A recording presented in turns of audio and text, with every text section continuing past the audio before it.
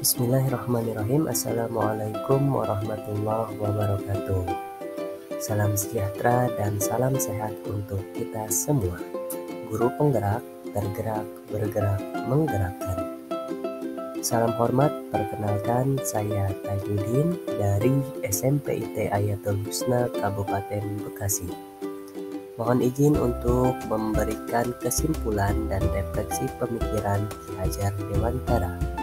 Video ini saya buat sebagai pemenuhan tugas koneksi antar materi modul 1.1. Selamat menyaksikan.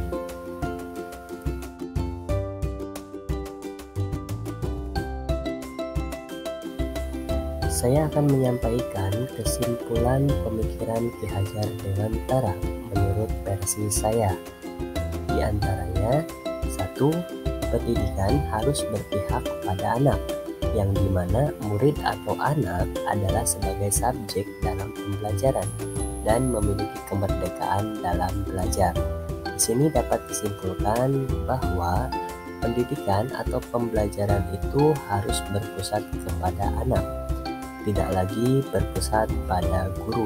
Jadi siswa dan siswi itu diberikan kebebasan atau kemerdekaan dalam belajarnya. Kemudian yang kedua, dalam mendidik anak harus bisa sesuaikan dengan kodrat alam dan kodrat zaman peserta didik, sehingga kita bisa membekali mereka untuk menjawab tantangan zaman yang selalu berubah dari waktu ke waktu. Yang ketiga, tujuan pendidikan adalah menuntun anak sesuai dengan kodratnya untuk mencapai keselamatan dan kebahagiaan yang setinggi-tingginya. Dalam filosofi dari Ki Hajar Dewantara, bahwa pendidik diibaratkan layaknya seorang petani. Ia hanya dapat menuntun tumbuhnya padi tanpa menuntut tumbuhnya menjadi sebuah jagung. Jadi bisa diibaratkan tugas kita sebagai petani hanya menuntun tumbuh kembangnya tanaman.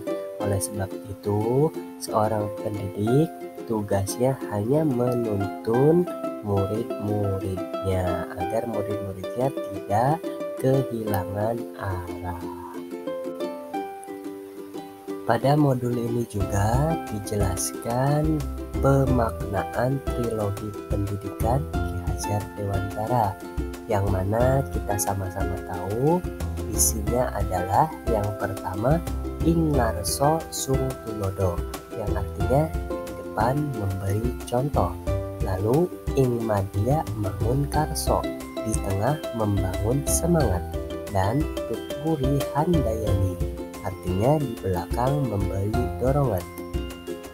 Jika trilogi pendidikan Ki Hajar Dewantara tersebut dijalankan dengan baik ataupun terlaksana dengan baik, insya Allah tujuan pendidikan yang sesungguhnya akan tercapai. Apa yang saya percaya tentang murid dan pembelajaran di kelas sebelum saya mempelajari modul 1.1. Yang pertama, murid adalah kertas kosong yang sebagai seorang pendidik kita bisa sesuka hati untuk mengisi kertas tersebut. Lalu yang kedua, saya masih mendominasi kegiatan di kelas atau guru sebagai subjek dalam pendidikan. Yang ketiga, fokus saya di dalam mendidik adalah anak tersebut harus mendapatkan nilai yang sempurna atau nilai yang bagus. Minimal anak tersebut tuntas di dalam mata pelajaran yang saya ampu. 4. Saya kurang peka terhadap karakteristik murid-murid saya yang memiliki kelemahan dan kelebihan masing-masing. Terkadang masih memaksa anak untuk ahli mata pelajaran yang saya ampu. Apa yang berubah dari pemikiran atau perilaku saya setelah mempelajari modul ini? Setelah mempelajari materi ini, saya memiliki pandangan yang baru tentang murid saya dan bagaimana saya harus menuntun mereka untuk mencapai cita-citanya. Yang pertama, pembelajaran saya pusatkan kepada peserta didik atau student center Di sini guru bukan lagi aktor utama di kelas yang 100% mendominasi kegiatan di kelas, hanya menuntun siswa untuk belajar aktif, kreatif, dan bisa berkolaborasi dengan rekan yang lain untuk mendapatkan hal baru atau pengalaman baru. Kemudian saya berpandangan bahwa ilmu masih bisa kita pelajari dengan pendidikan, namun tidak dengan attitude atau budi pekerti. Oleh karena itu, perlu adanya contoh dan tuntunan yang baik dari seorang guru. Kita mendidik anak itu tidak semata-mata hanya untuk nilai. Saya juga baru paham bahwa setiap anak itu unik ibarat kertas kosong. Namun, ia sudah membawa goresan-goresan tersendiri yang masih samar-samar. Dan tugas guru adalah menebalkan goresan-goresan tersebut sesuai dengan keunikannya masing-masing agar tercapai kebahagiaan dan keselamatan.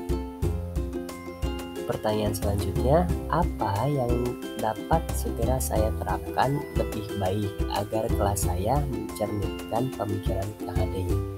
Yang pertama, memberikan ruang yang luas bagi murid untuk mengembangkan ide, kreatif, dan gagasan mereka saat pembelajaran.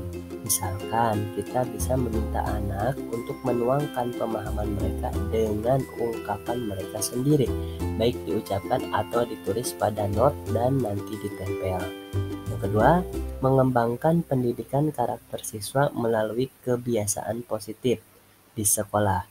Kita bisa selalu memberikan arahan untuk peserta didik kita untuk menyapa dan membungkukkan badan ketika lewat depan Bapak Ibu guru atau bersalaman. Kemudian selalu berpenampilan rapi baik secara berpakaian ataupun berhias sesuai dengan aturan yang ada di sekolah. Lalu merancang pembelajaran yang menarik atau inovasi, yang mana pada pemikiran Ki Hajar Dewantara bahwa pendidikan harus disesuaikan dengan kodrat alam dan kodrat zaman, maka materi ajar pun harus inovatif dan dapat memanfaatkan penggunaan teknologi yang ada sesuai dengan kebutuhan dan karakteristik peserta didik generasi zaman sekarang. Baiklah, itu saja yang bisa saya sampaikan.